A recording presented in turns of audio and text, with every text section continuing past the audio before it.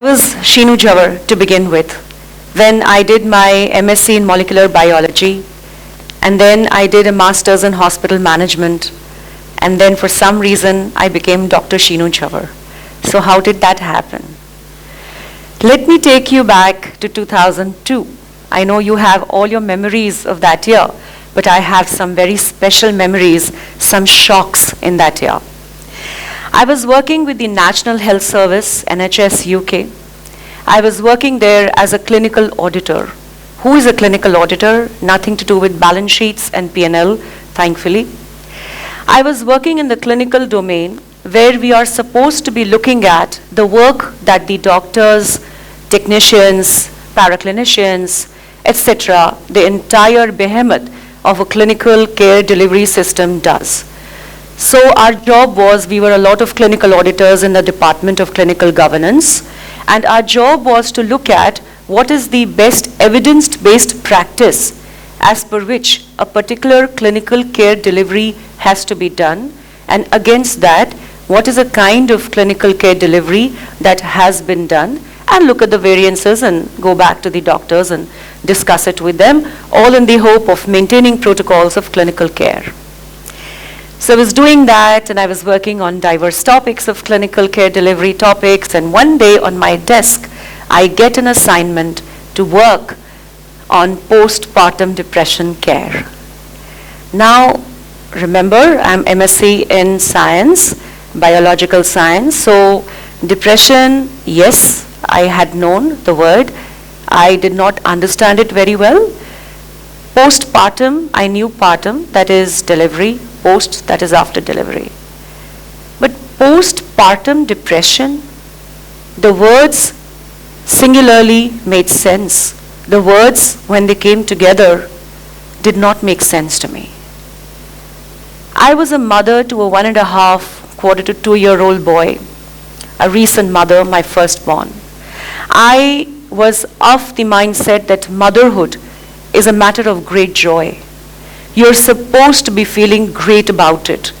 I know it is a burden sometimes, because sometimes you're the single caretaker in a nuclear family, and even if you're in a joint family, sometimes the other members of your family can be otherwise occupied, and you have to take care of your child as an onerous responsibility, and of course you have to love this job, this responsibility, and enjoy this task.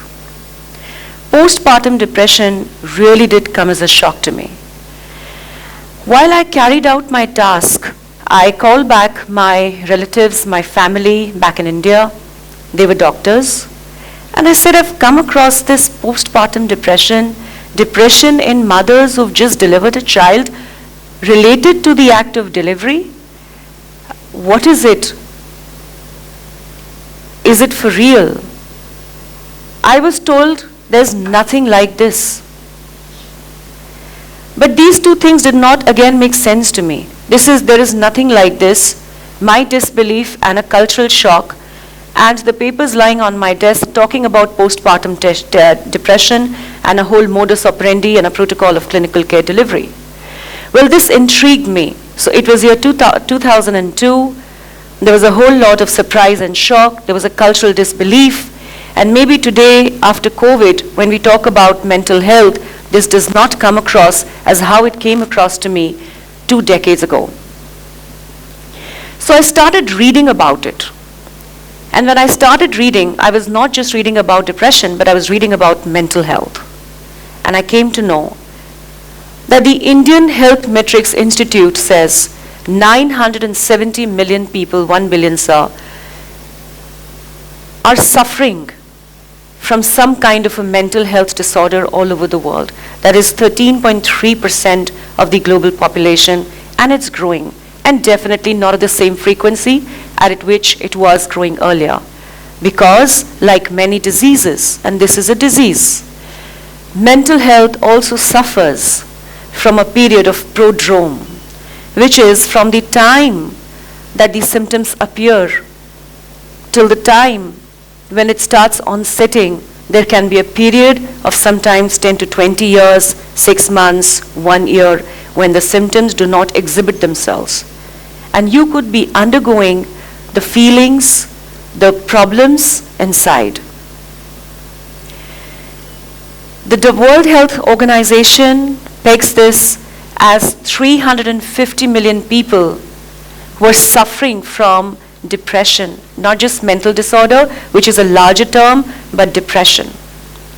The British Charity Mind pegs this figure as 1 in every 4 who will suffer from some form of mental disorder in any given year.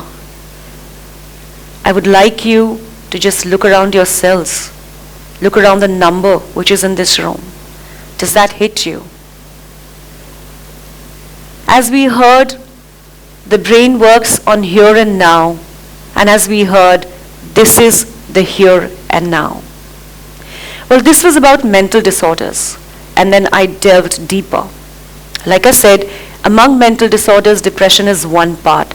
But again, coming back to delivery, postpartum, lo and behold, the burden of depression is 50% higher in females than it is in males. Did we know that? The reproductive age carries the highest possible risk of depression for a woman. Did we know that? 20 to 40% of the women in the developing countries will go through depression either postpartum, and this was a new discovery for me, or even antepartum, even while they are pregnant. And if you're carrying depression, if you have depression while you're pregnant, then there are chances then you not only will be depressed at postpartum stage, but genetically this may be transferred onto your child. Untreated depression can lead to preeclampsia, preterm delivery, low birth weight, but worst of all, suicidal ideation in the mind of the woman. So this was very real, and I had to come back home and do something about it, because the burden of depression is much larger in the low to medium income countries, of which our country is one.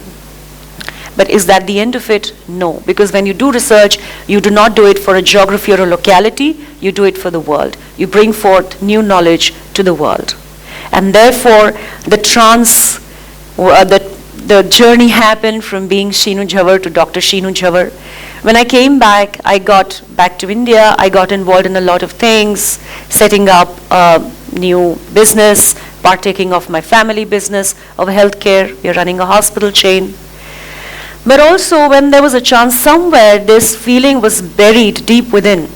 And I think this shock that was deep within, it found its sunlight when there was an opportunity to do a PhD. And I came back to the root of, let me look at what is the prevalence of depression amongst pregnant women or postpartum women in my locality within the country. And then I realized when we look at postpartum depression, it is easier to capture because a lot of studies have been done on it, and therefore the methodology is clear.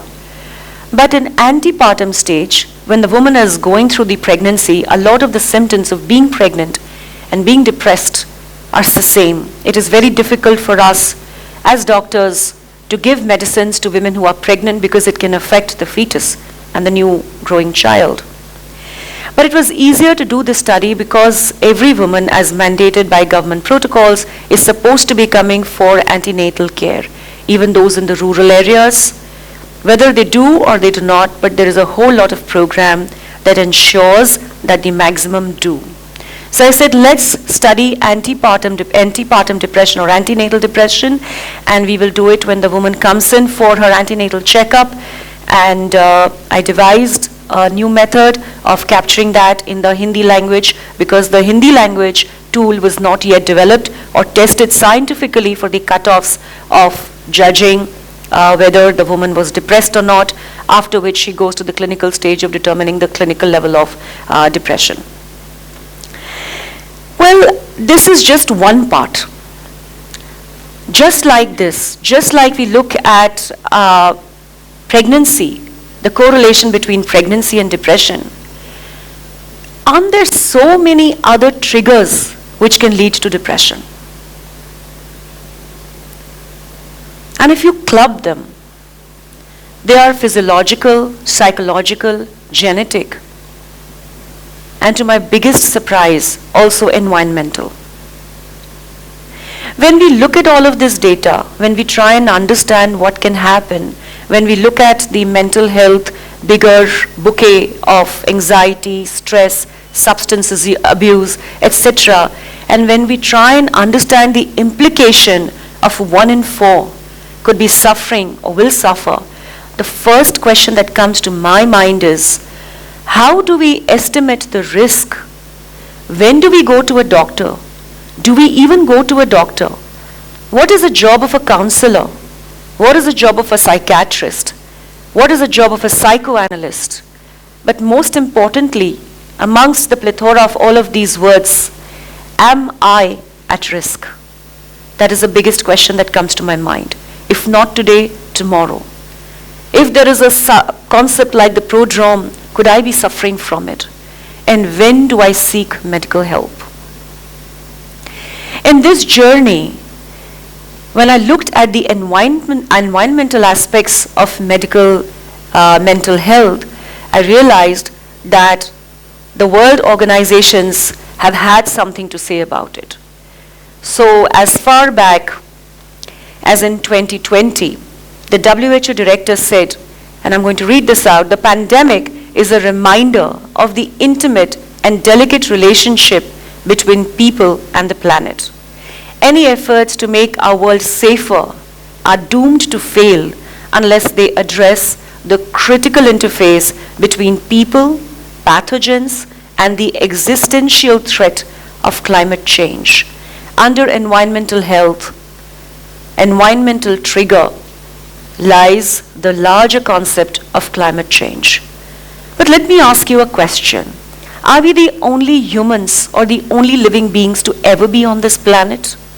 Is the planet more aged than we are?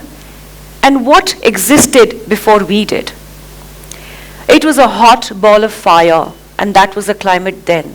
And over periods it has rained, it has cooled down to the extent that it is getting warmed up again. So is climate change only a thing of today and here and now? Is climate not supposed to be changing like everything else is revolving and evolving around us? Perhaps yes. The climate is bound to change. It has changed over millions and millions of years, and it is not a subject that is going to stop irrespective of the amount of effort that we put in. And human beings are not the only living beings on the planet. We are only a part amongst many, and the world definitely does not revolve around us.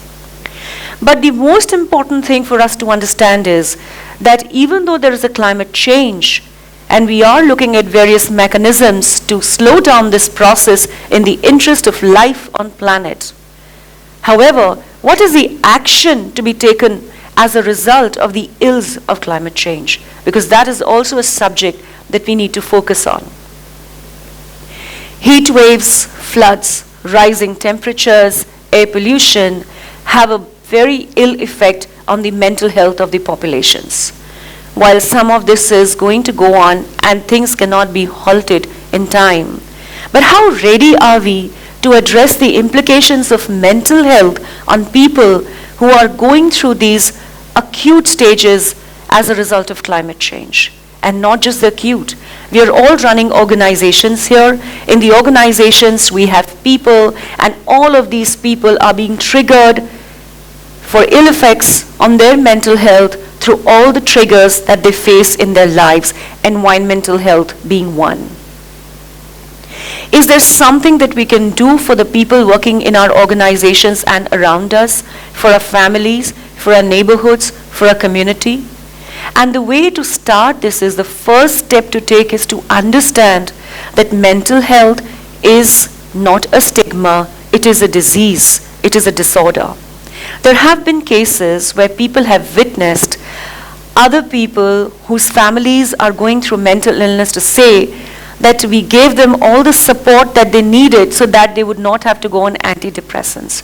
My question to you is, if a person suffers from a cardiac problem, do you take him to a doctor and find out whether he needs a stent or a medicine, or you hold his hand and say, everything will be all right? And that is a question that we must ask ourselves. Climate change is for real. action on climate change is a step that we have to take.